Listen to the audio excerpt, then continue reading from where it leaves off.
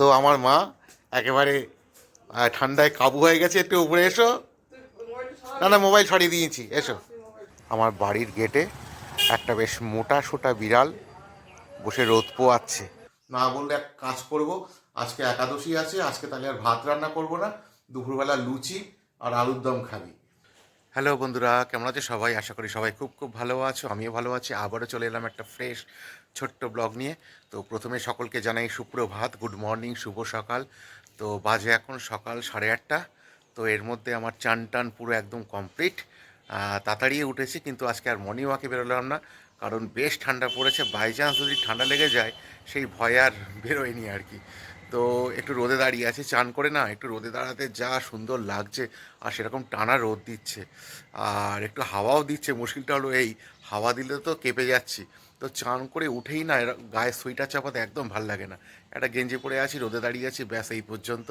তো মা এখনও উপরে আসেনি, তো অপেক্ষা করছি মা কখন আসবে। খিদেও পেয়ে গেছে, মা এসে টিফিন বানাবে, তারপর তো খাবো।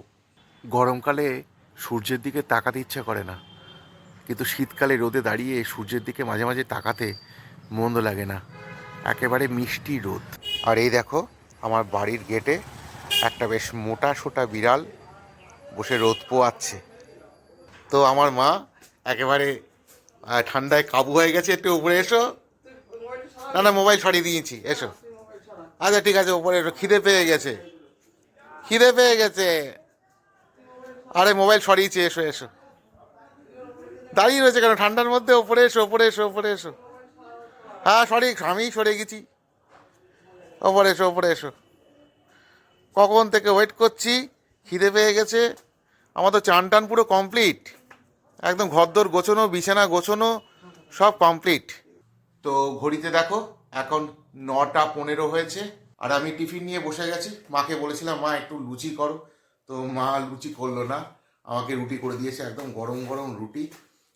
বেগুন ভাজা রয়েছে, আর খুব অল্প একটু রয়েছে, ওই ফুলকপি আলু ভাজা কাল রাত্রিবেলা খেয়েছিলাম, তো সামান্য একটুকুনি ছিল, তো সেটাও নিয়ে বসেছি।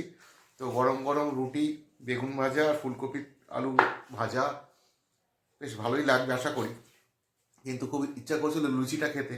না বললে এক কাজ করব, আজকে একাদশী আছে, আজকে তাহলে আর ভাত রান্না করব না, দুপুরবেলা লুচি আর আলুর দম খাবি। বললাম ঠিক আছে, তাই করো, পেট ভরে আজকে লুচি খাবো দুপুরবেলা। দারুণ দারুণ। তো যাই হোক বন্ধুরা, কামনা করি আজকের সারা দিনটা সকলের খুব খুব ভালো কাটুক, আর সবাই একটু প্রে করো যেন আমার দিনটাও আজকে খুব ভালো কাটে। আহা, শীতের সকালে এরকম গরম রুটি মানে হাতে ধরতেই না মানে দারুণ লাগছে। উফ, একটু গরম গরম। তো এই শীতটা কদিন থাকে এটাই যা দেখার, কারণ আগেরবারও একবার এরকম শীত পড়েছিল, তার স্থায়িত্ব ছিল মাত্র 3 দিন। তো এবার দেখা যাক কতদিন থাকে, তো খেতে থাকি। আর বেশি সময় ব্লগটা করবো না, কারণ আমি ব্লগটা বড় করে ফেলি বারবার। আমি চেষ্টা করি ব্লগটা ছোট করব, কিন্তু তাও বড় হয়ে যায়। তো যাই হোক, দেখা হবে পরবর্তী কোনো ব্লগে, অন্য কোনো মুহূর্তে। তো সবাই ভালো থেকো, সকলকে ভালো রেখো। টাটা।